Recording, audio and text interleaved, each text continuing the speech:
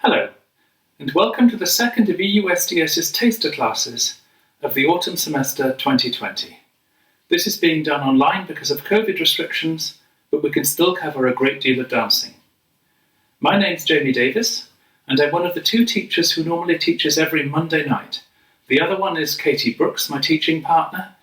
She'll sometimes be teaching with me on these online presentations because we're technically an extended household, so we're allowed to do that. But today I'm going to be teaching on my own.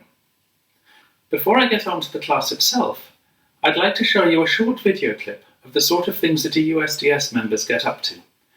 If you've already seen Taster 1, then you've seen this video clip before, but I hope you'll still see things in it, seeing it a second time, that perhaps you missed the first time.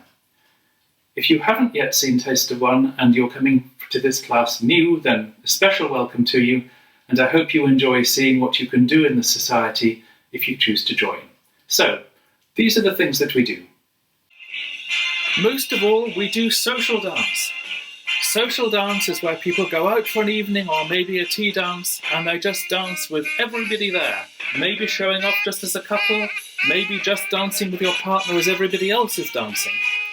One of the things you can look for in all of these pictures are the smiles on people's faces. Swing dance is just fun.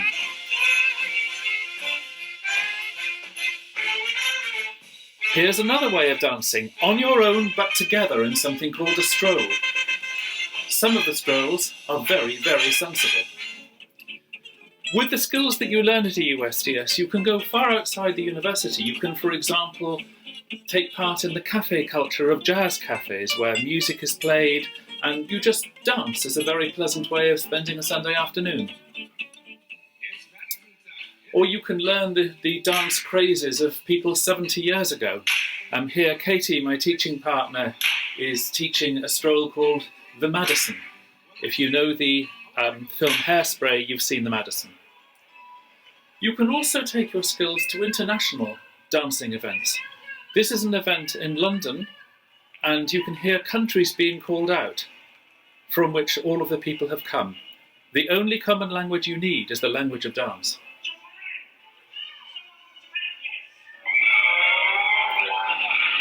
Here you are seeing part of our interest in very old dances. This is a little performance group from the Society who were demonstrating the Charleston in a university dance event, one that takes place annually. And we also have an interest in some of the less common dances of the swing age. For example, this dance, Laminu, from 1940s California, is something you can learn at EUSDS, but in very few other places in the world.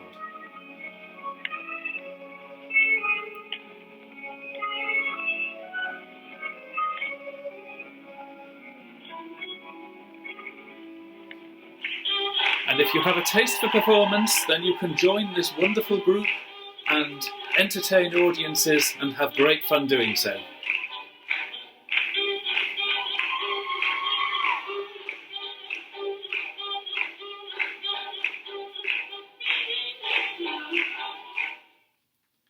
Having seen all of this, I know it may be that if you haven't danced before, you may be worried seeing the skills you've just seen that you may not be able to do these. Actually, if you can move, you can dance. We've taught many people over the years, and we're completely confident to say anybody who can walk, anybody who can move at all, can learn to dance. You don't have to be an athlete. You can dance if you're big.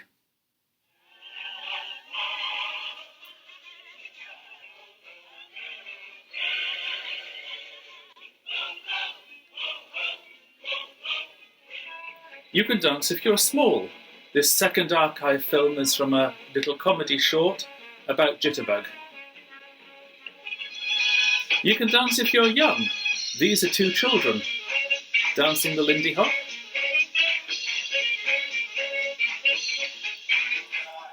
And you can dance if you're not so young. The lady dancing here on stage is celebrating her 88th birthday on the day that you're seeing her dance. I don't know how many of you know 88-year-old people who can do this, but it's quite striking that people who make dance part of their lives are often amazingly fit, physically and mentally, well into old age. You can dance on your own. This is solo jazz dance. We'll be doing quite a lot of that this semester for obvious reasons.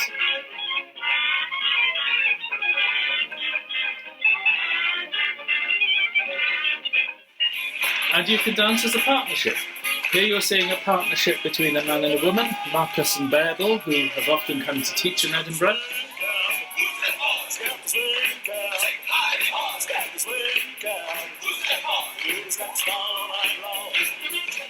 And same-gender partnerships are also very common within dance. And here we're seeing two men dancing together.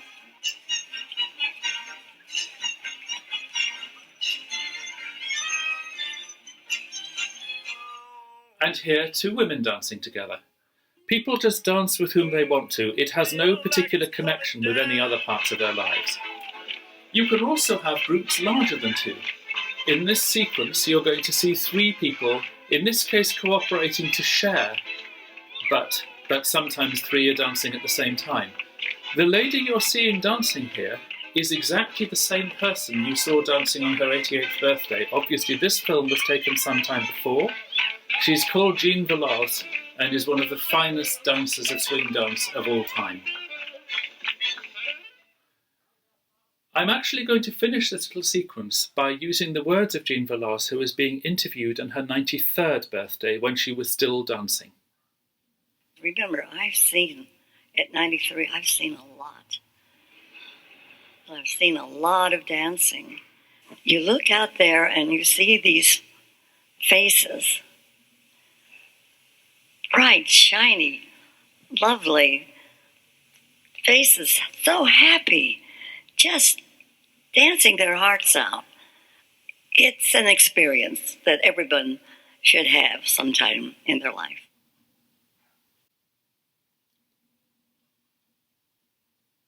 None of us could have put it better. That's the kind of experience we want to give you.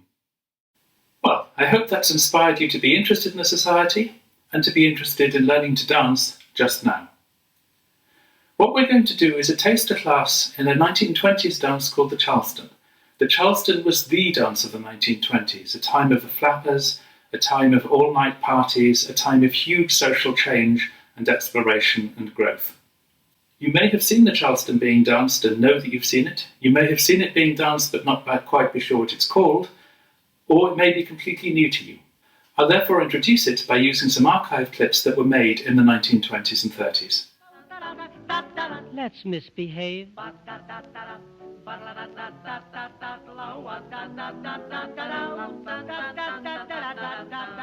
Let's misbehave. If you'd be just so sweet and only meet your fate, dear.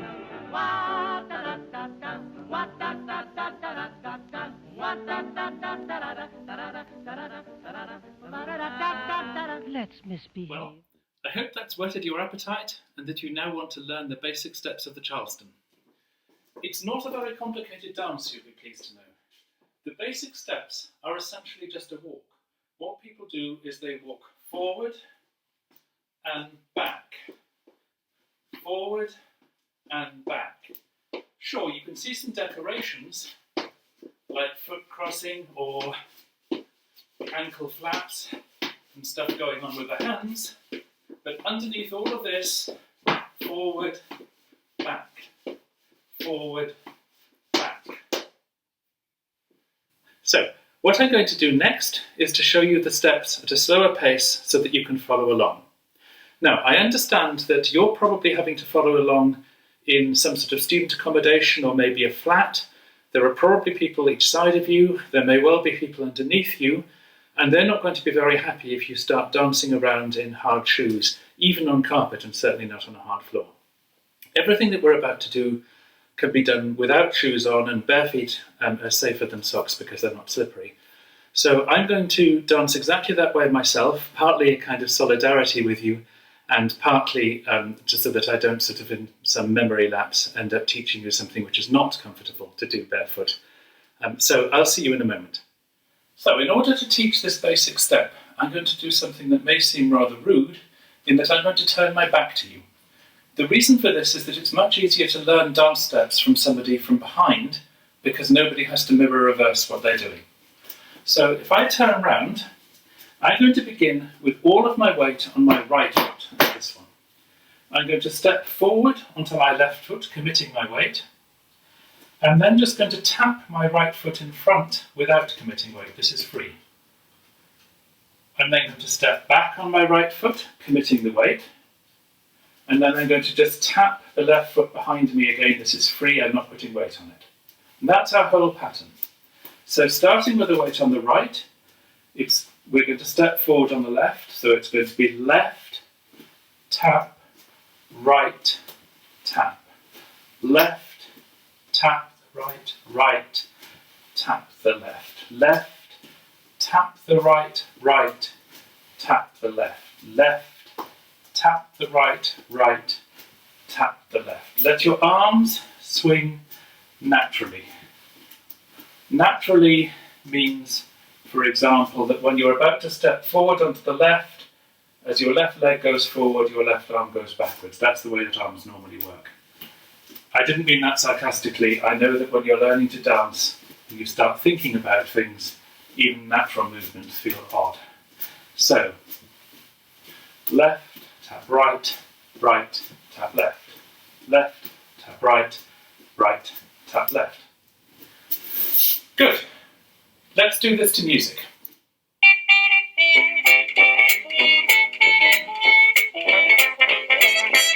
Weight on your right foot, remember. 1, 3, 5, 6, 7, 8. Step, tap, step, tap, step, tap, step, tap, step. Step, tap, step, tap, step, tap.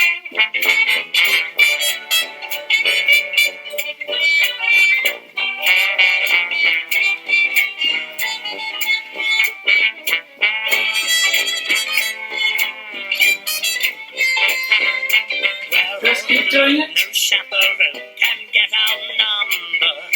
The world's in slumber. Let's misbehave. Step, tap, step, There's something tap. wild about your child that's so contagious. So, if you're comfortable with what we've just done and you're happy to go on, then we'll continue. If you want a little bit more practice, then please just stop this recording and replay the last few minutes and you can dance along again until you are comfortable. So, what we've been doing so far is very linear. I mean, we've just been going dead forward and straight backwards. And that's absolutely fine, and that is the kind of basic Charleston action. But there are lots of ways of decorating this. Some of them, even the famous ones, are a little bit complicated to teach in a taster class, although I'm going to teach the most famous one right at the very end and leave it with you as a kind of homework. But one simple piece of decoration you can put in is to imagine that you're Charlestoning on a plank. So you're going to step forwards onto your imaginary plank, tap onto the same plank, step behind, then tap behind, so that your feet are always following a very narrow line. Here, it really helps to swing your arms to keep your balance. And a classical Charleston way of doing it is to have your hands up and forward and sort of moving in the same plane as if they're on the inside of some invisible surface. So as you're taking your weight across to your right, I realise without my back to you, we're now a bit mirror reverse, but never mind. As I take the weight forward to my right, then my arms are going to my left. Similarly, they're going to my right to balance, so that your arms are moving in opposition to your legs. And it really is very balanced. I learnt 1920s Charleston on a punt, and there was an instant penalty for getting your balance wrong, which was a very loud splash. So that was a very good way of learning how to Charleston effectively on a plank. There are some old movies where you see, the sort of crazy stunts of the 20s, where people really are Charlestoning on a plank high up in the air off some scaffolding, that kind of thing. So, what we're going to do now is to put the music on again. We'll start by dancing the Charleston straight, and then what we'll do is this little crossing exercise. But before we put the music on, let's just do it together with my back to you so I can be still calling you through it.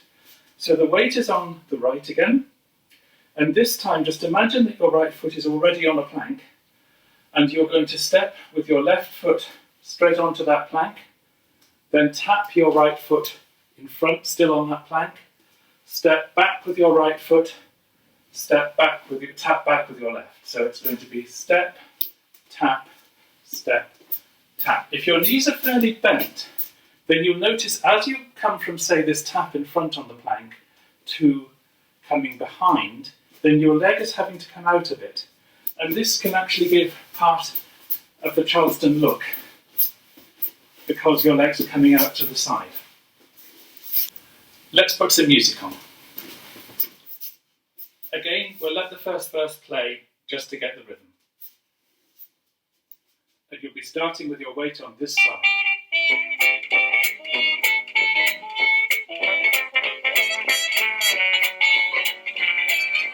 One, start straight, step, tap, step, tap.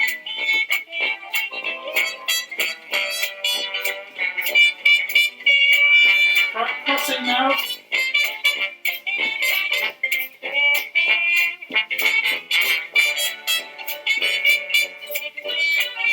And back to straight.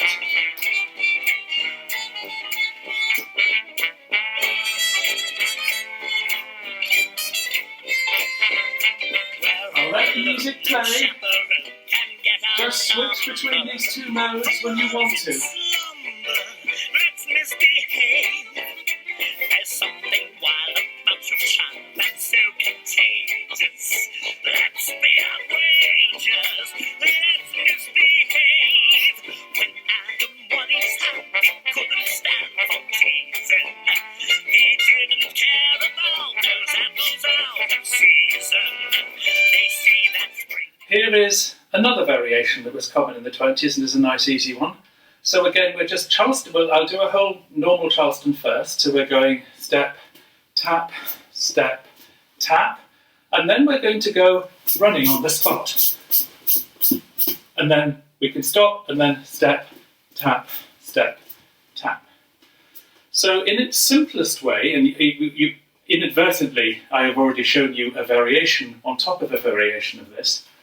But in its simplest way, all that we're doing with the running, we're just going left, right, and you're kind of, if I can just turn sideways without kicking anything, you're sort of shooting your other leg out behind you, like that, to exaggerate the running motion. Of course, it's not a sensible way. If you're actually running, this would not be a sensible way to run.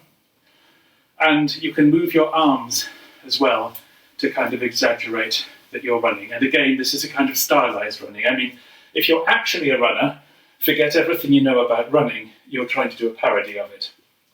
If you're not a runner, we probably do pretty good parodies of running anyway if we're not runners. So, let's just try this. I'm going to turn my back to you again. No, yeah, I'll turn my back to you. Okay, so we'll do a whole basic and then we'll be running. So we'll go 5, 6, 7, 8, step, tap, step, tap, run, run, run, run, run, run, run, run. Notice this left foot is free to do its next step, tap, step, tap. So if we put all of that together, a whole basic, a whole run, and a whole basic, it should go smoothly. So it will look like this: step, tap, run, run, run, run, run, run, run, run, step, tap, tap. Let's do that together.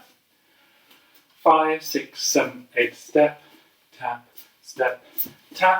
run, run, run, run, run, run, run, run, step, tap, tap. Good, okay. We'll wait before we put that to music. We'll add several things in together. So, you've already got the idea, I'm sure, that what's happening here is that we have a basic step, which is this, and then we do variations on it to decorate it, and then we'll come back to the basic. One variation was the plank variation, and another variation was running. And we can even do variations of variations. So for example, and I kind of did this when I was talking to you before, and as soon as I saw myself on the screen I'm looking at, I thought, oh, yeah, that's a useful variation. So we can be going step, tap, run, run, run, run, run, run, run, run, and step, tap. So all that I was doing, we had done run, run, run, run. And I just stopped. You can stop on either foot. It's probably easiest, actually, if you stop on your right foot, because it will leave your left foot free to restart. So we'd be going something like run, run, run, run, run, run, and just stop. And then when you're ready, step, tap, step, tap. So what we're going to do is a whole basic, a whole set of running, and then get stop on the right foot somewhere. And then we'll start a basic again after a pause. 5, 6, 7, 8, step, tap, run, run, run, run, and step, tap, tap. Let's try that to music. So we'll start with the basic, then we'll run, then we'll freeze, then we'll do the basic.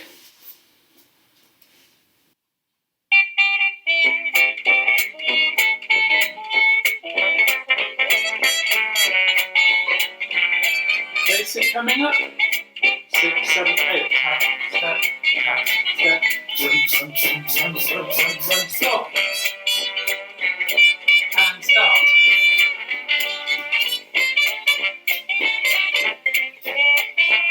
To a plank. Basic again.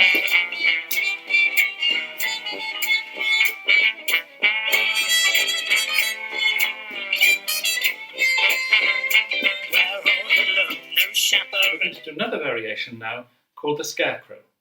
And the scarecrow again comes from the basic forward, tap, back, tap. I realise you can't see the bottom of my legs just now. My problem is that I need a little bit more space than that far end of the corridor is giving me to show you the scarecrow. And you're going to need space behind you, but let me show you first anyway. So you've been doing your forward, tap, back, tap. For the scarecrow, you still go forward, tap, but then you do this, or some variation like that. The idea about this, or any of those sorts of things, is that you're a scarecrow.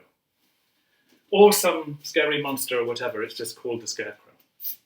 So the way that it works, I'll let you see all of me, but then I'll make the move smaller.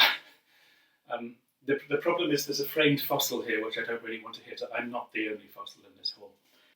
So what we're going to do is go step forward, tap, and leaving aside all the decoration, you're going to shoot this part of you. Let me just say your right hip, but there are probably ruder things I could say. But let's say the right hip. You're going to shoot that backwards. And this leg will automatically come back underneath it, because if it didn't, you'd fall over. So you're going forward, tap, and then, as if you're going to sit back somewhere, back there. Forget this leg, it's not important. The important thing to get now is step, tap, and then that kind of backwards lunge, which is led by this bit. That's where, that if you lead with that as a centre of mass, the rest of your legs will automatically do the right things. So again, forward, tap, shoot back. This leg will usually come in tucked in some way, because you're meant to be looking grotesque with a scarecrow. So typically people will tuck their legs so that their knee is inwards and their foot is outwards in some kind of weird, grotesque way. And then the arms, the typical thing with the arms is just to have them sort of like this, so that imagine, like a real scarecrow, it's typically an old suit or something, and there's a broom handle which is from one elbow to the other, and then the sleeves with some gloves dangle down and flap about, allegedly scaring birds. Although in the fields outside my house, the birds actually roost on the scarecrows at night. It's a nice, safe place to be. Anyway, never mind about where the scarecrows work. This is the kind of thing you're going to go into. So it's going to be forward step, tap, and as you shoot back, get into that pose. You can hold that pose for a moment and then go back to dancing. So it could be something like forward, tap, back, tap, forward, tap, scarecrow, forward, tap, back, tap, forward, tap, scarecrow. So you could just be doing this, or you could hold it for longer. So it could become a forward, tap, forward, tap, scarecrow, and forward, tap, back, tap, and and so forth. What I'm going to do is to put the music on again, and I will dance, and I'll suggest times to do the scarecrow, but really do it whenever you want to, just like you can do the running whenever you want to. You don't have to follow what I'm suggesting.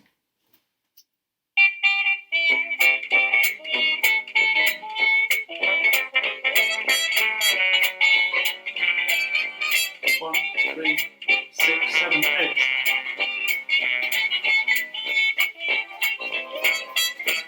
Do the scarecrow next.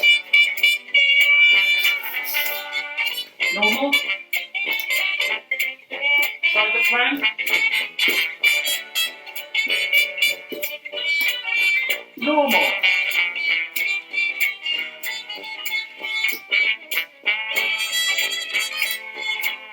Scarecrow next. We're all alone, no chaperone can get our Normal. number. The world's in slumber, let's misbehave. There's something One wild next. about your charm that's so contagious. Let's be Please. outrageous, let's misbehave. When Go Adam back to was normal. he couldn't stand for teasing. He didn't care about those apples out of season. They say that spring is just... Okay. Another simple variation that came in towards the late 1920s when cinematographic techniques became more advanced is the slow-mo. So you could be dancing as normal, and I'm just using the most basic again, and then you can suddenly, having been dancing at normal speed, go into slow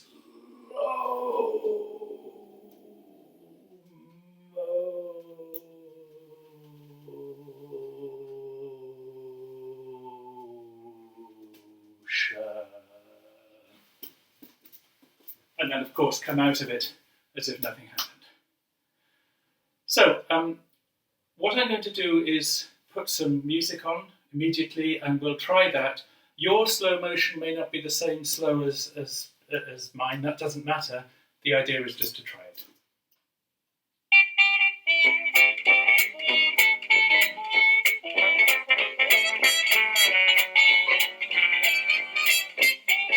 Normal.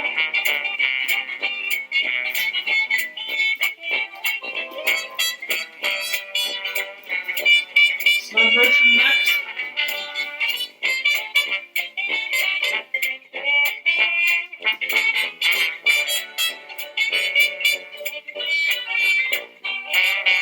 Normal.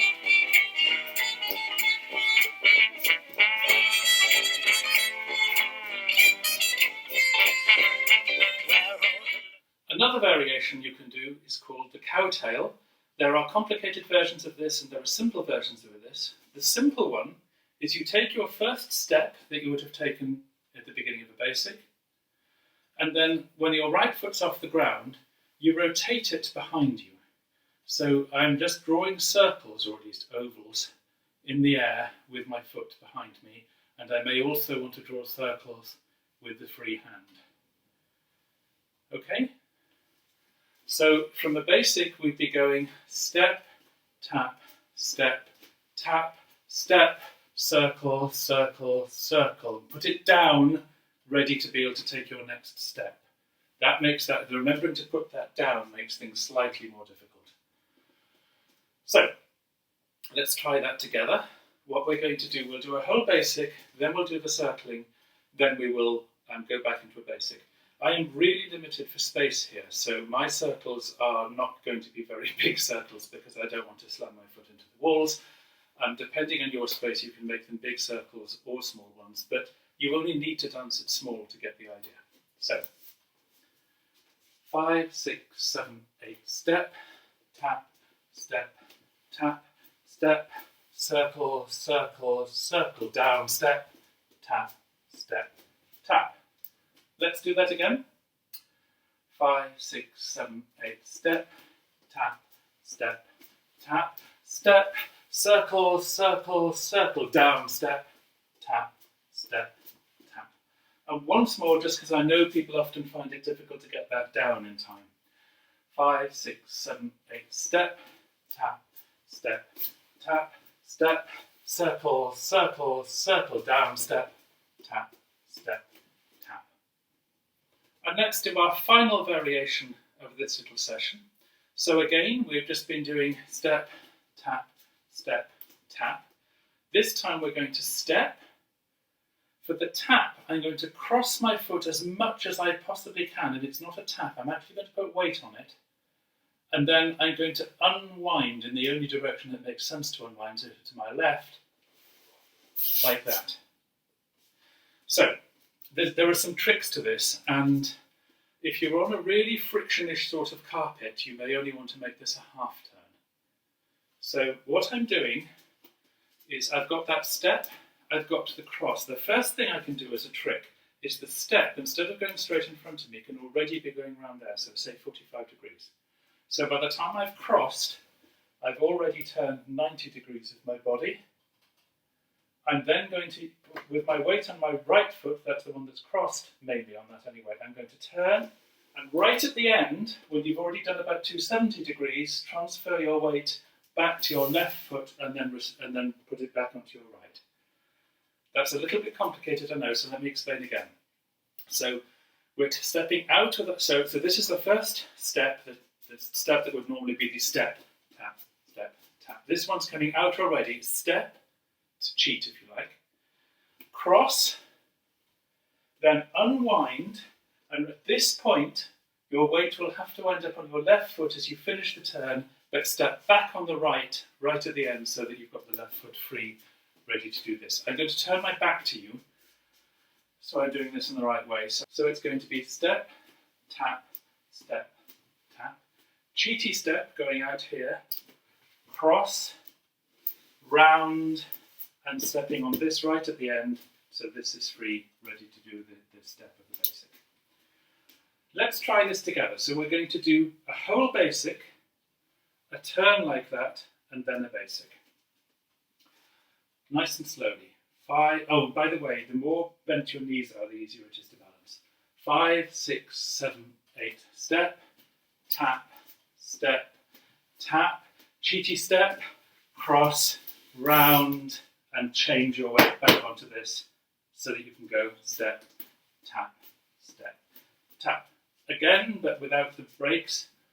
5, 6, 7, 8. Step, tap, step, tap, step, cross, round, correct, step, tap, step, tap. What I meant by correct is put your weight down on the right foot.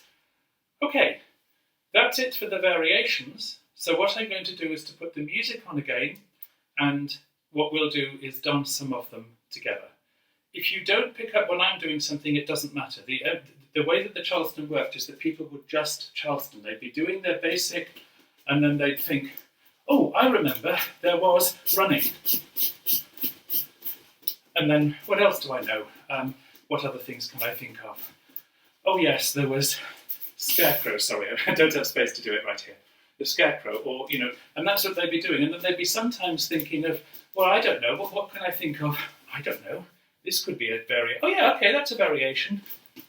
And they just sort of make things up, you know. I mean, they'd be doing all sorts of things for the 1920s. There's no reason you shouldn't suddenly be doing a mobile phone. Or whatever else it is that you think belongs in the 2020s. Right, music.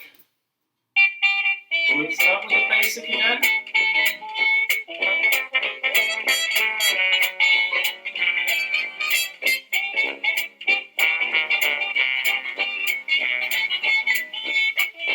In the next verse, we'll go on to the plank.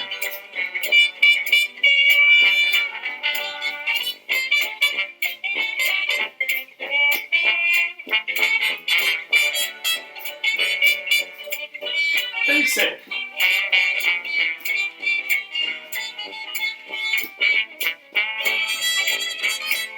Scarecrow next. Basic.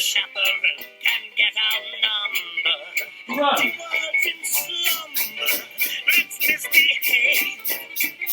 Basic.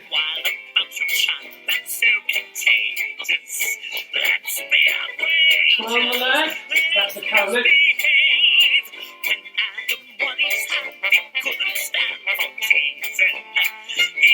And we'll do turning round next. Apples out of season. They say Very that safe. spring is just one thing to little lovebirds. We're not above birds. Let's misbehave. Mobile phone.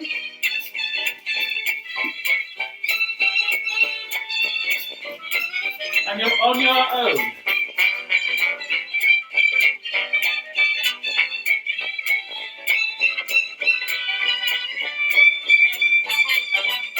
You know my heart is you, and you say you for me care. Somebody's sure to tell, but what the heck do we care? They say that bears have love affairs, and even camels.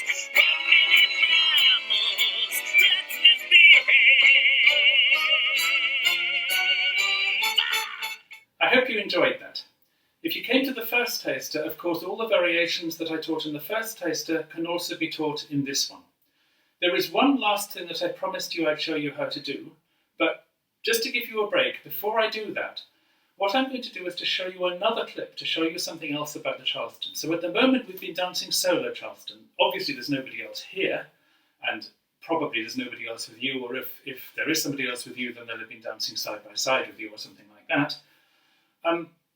But Charleston also has a form where people can dance as a couple, and it's exactly the same footwork. So I'm about to show you an old clip, but if you look at what's going on with the legs in the clip, if you just focus on one of the partners, it probably doesn't matter which one, you'll see that they're still just doing this with their feet, even though there's now another partner there and they're doing some fancy stuff and maybe some twirly stuff. Okay, have a look at that clip and I'll see you after it.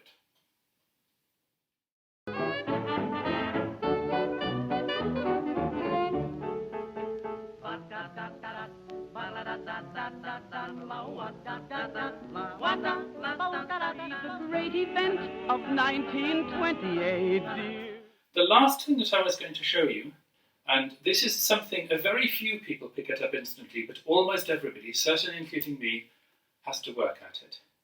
And it's this sort of ankle flap motion that's very famous in 20s Charleston. And it's much more straightforward than it looks. It just takes, it's one of these sort of problems. It just takes a little while to get your legs to do different things. It comes from a very simple thing called the Sugarfoot Walk. And the Sugarfoot Walk looks like this. Ultimately, the Sugarfoot Walk is just a walk. So I'm going to mirror reverse my chording of left and right because I'm facing you. So ultimately, all that I'm going to be doing is going left, right, left, right. But in the walking, if we slow it down, there's the picking the foot up bit of the walking, and there's the stepping down. Picking up, stepping down, picking up, stepping down, picking up, stepping down. Concentrate for a moment on your ankles, or on your heels, I should say, just at the back of your foot, the heel. What we're going to do is, if you stand with your heels sort of slightly together, then as you pick your foot up, both heels, you're going to twist your knees inwards so that your heels are pointing outwards. Then as you step, the heels come together. So I've now got my weight on my left foot. I'm still calling mirror reversed here. And as I pick the other foot up, my heels are going to come out, and then they're going to come together again in the down. So it's going to be out, in, out, in, out, in, out, in. Let me do that again. So it's going to be out, in, out, in, out, in, out, in. It looks peculiar because I'm deliberately not doing anything with my arms because I don't want to create any distraction. So I realise I look like a broken robot, but that's the way it is. So out, in, out, in, out, in, out, in. What you should do, if you want to learn this, as a kind of homework, is practice this out, in, the Sugarfoot Walk. This is something, by the way, don't overdo this without shoes on. You need a relatively low friction surface or you'll end up hurting yourself. So this is one of the other reasons I put it at the end of the class, so that you could find somewhere else, go and practice it, somewhere that doesn't require you to be watching me and being in your room. Once you've got that, as I said, the Charleston's just a walk. The Charleston is effectively a left, right, It's just that we keep changing direction, so it's left and then only tap to change direction to the right, and only tap, left, tap, right, tap, and so forth. You can put the sugar foot walk into that. So as you lift your foot up, your heels go out, in, like that. So it will be, for example, out, step, out, tap, step, out, tap, step, tap, step, tap, step, tap, step, tap. Got it? Got the idea? I'm not expecting that you've got it. I'm not expecting more than about one person in 100 to have watched that and just be able to do it. It's a really weird action, and people spent ages and ages practicing in the 1920s, and they spend ages and ages now. So I've just shown you for interest's sake. Okay, that's the end of our 2 taster classes.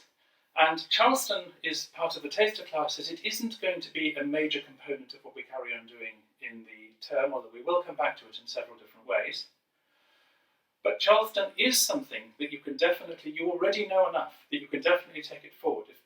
If somebody is playing Charleston music somewhere, you can just dance. You already know plenty to do that. You already know as much as the average 1920s dancer. Not the people filmed in Hollywood who are the top dancers in the world, but a 1920s dancer going out to a party will have known no more than you already know.